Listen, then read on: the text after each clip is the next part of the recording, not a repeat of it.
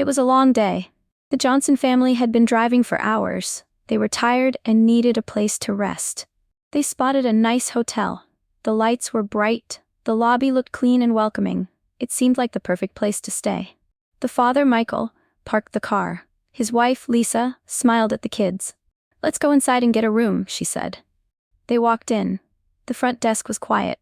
A receptionist sat behind the counter. He was a tall man with a stiff expression. Michael stepped forward. "Hi, we'd like a room for the night." The receptionist glanced at them. He didn't smile. He looked uncomfortable. "We're full," he said flatly. Michael frowned. He looked around. The place wasn't crowded. Other guests were checking in without a problem. Lisa tried again. "Are you sure? We just need one room." The receptionist's face stayed blank. "There are no rooms available." Michael felt his stomach tighten. He knew what was happening. Lisa's eyes darkened with frustration. "Let's go," she said, grabbing the kids' hands. They walked out, their hearts heavy. As they drove away, the hotel lights faded behind them. The car was silent. The kids didn't understand. "Why wouldn't they let us stay?" the youngest son, Jordan, asked. Lisa sighed. She looked at Michael. His hands gripped the steering wheel tightly. Michael spoke softly. "Some people treat others unfairly." "But why?" Jordan insisted. "We did nothing wrong." Lisa forced a smile. "We didn't. But not everyone sees it that way." Their daughter Maya looked out the window. She was old enough to understand. "It's not fair," she whispered. Michael nodded. "No, it's not." They reached another hotel, a different one. Michael walked in, hoping for a better experience. The receptionist smiled. "Welcome, how can I help you?" Michael exhaled. "We need a room." "Of course," the receptionist said. "We have plenty available." Michael felt a mix of relief and sadness. He checked in quickly and returned to the car. Inside the new hotel room, Lisa helped the kids get ready for bed. The room was nice, but something felt off. Michael sat on the edge of the bed. He couldn't stop thinking about the first hotel. He had worked hard his whole life. He had built a successful career. He had done everything right. Yet he and his family were still judged. Lisa sat beside him. "It's not right," she whispered. Michael nodded. "No, it's not." She looked at him closely. "You're thinking about something." He met her gaze. His mind was racing. "Yeah," he said slowly, and in that moment an idea began to form. Michael couldn't sleep. He lay awake, staring at the ceiling. Lisa turned to him. "What's on your mind?" she asked softly. He hesitated. Then he sighed. "What if we owned that hotel?" Lisa frowned. "What do you mean?" Michael sat up. His voice was firm. "What if we bought it? What if we turned it into something better?" Lisa blinked. "Michael, we don't know anything about hotels, but we know about business," he said. "We've managed money, we've run projects, we can learn." Lisa shook her head. "That place is huge. It must cost a fortune."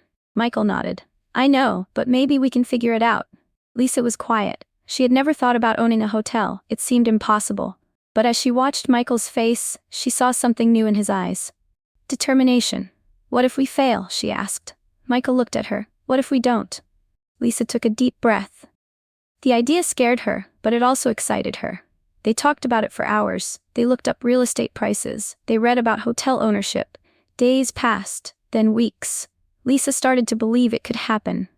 One night she finally said, "Okay, let's do it." Michael smiled. "We're going to need a plan."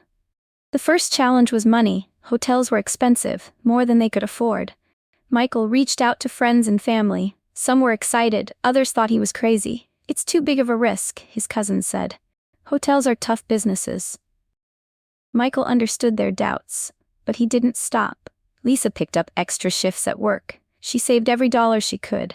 Michael started networking. He attended business events, met investors, and asked for advice. But every time they applied for a loan, they got rejected. One bank manager shook his head. "A hotel? That's a big investment. Do you have experience?" Michael clenched his jaw. "We're willing to learn." "Sorry," the banker said. "We can't approve this." Rejection after rejection. It was exhausting. But Michael refused to give up. One night, Lisa sat beside him. "Are we doing the right thing?" she asked. Michael nodded. "We have to keep trying." Then, a breakthrough. A small investment group was looking to support Black-owned businesses. Michael applied. After weeks of meetings, they called him back. "We believe in your vision," the investor said. "We're in." Michael's hands shook. Lisa gasped. They finally had the funding. Now, they just needed to find the right hotel. Michael and Lisa searched for months. They visited hotel after hotel. Some were too expensive, some needed too much work, some just didn't feel right. Then one day, Michael found a new listing. He stared at the screen. His heart started pounding. It was the same hotel that refused them. He called Lisa. "You're not gonna believe this." She listened. Silence filled the line. Then she whispered, "Is this a sign?" They drove to see it in person. The building looked the same, but now it had a "for sale" sign. Michael took a deep breath. He remembered that night, the humiliation, the rejection. Now, he was here for a different reason. They contacted the owner. A meeting was set. Sitting in the office, Michael and Lisa faced the hotel's current owner. He was an older man with a tired expression. "I've been trying to sell for months," he admitted. "It's been tough." Michael nodded. "We're interested." The owner leaned forward. "Do you have experience in the hotel business?" "No," Michael said, "but we have a vision." The negotiation took weeks. The owner hesitated. The price was high, but Michael and Lisa stayed firm. Finally, one morning, they got the call. "The deal is done," the lawyer said. "You own the hotel." Michael dropped his phone in shock. Lisa covered her mouth. They did it. The day had come. Michael and Lisa stood outside the hotel. The kids held their hands. The sign still had the old name. Soon, that would change. Michael inhaled deeply. "Are we ready?" Lisa smiled. "More than ever." They pushed open the doors. Inside, staff members stood around, whispering. Some recognized them. Others just looked confused. The receptionist, the same one who refused them, was still there. He stared at them, his face pale. Michael walked up to the front desk. The receptionist shifted nervously. Can I help you?" Michael met his eyes. "We're the new owners." Silence. The receptionist's mouth opened slightly, then closed. Lisa smiled warmly. "Things are going to be different here." The man swallowed. Michael raised a hand. "We're not here for revenge. We just want to run a good business." The receptionist nodded quickly. Michael turned to the staff. "We're making changes. From now on, this hotel welcomes everyone." The energy in the room shifted. Some people smiled, others looked relieved. Lisa squeezed Michael's hand. They had come full circle. They didn't just enter a hotel, they entered their hotel. Michael and Lisa got to work immediately. The hotel needed a fresh start. They wanted it to feel warm and welcoming for everyone. First, they renovated the rooms. The walls got fresh paint, the furniture was upgraded. The lobby was redesigned with brighter lights and modern decor. Then, they trained the staff. Michael stood in front of them. "This is more than just a business," he said. "This is a place where everyone should feel at home." Some employees embraced the change. Others resisted. A few left. Michael didn't mind. He wanted people who believed in the new vision. Lisa focused on marketing. She spread the word about the hotel's new ownership. She reached out to community leaders and travel agencies. Slowly, bookings increased. More families checked in. More guests left happy. The hotel got a new name. The Johnson Grand. People started noticing. Newspapers wrote about them. Guests shared their experiences online. One evening, a couple checked in. They smiled at the front desk clerk. "We heard about this place," the man said. "We wanted to support a Black-owned hotel." The receptionist grinned. "Welcome to the Johnson Grand." Business was booming. Michael and Lisa had turned rejection into success. One evening, Michael sat in the hotel lobby.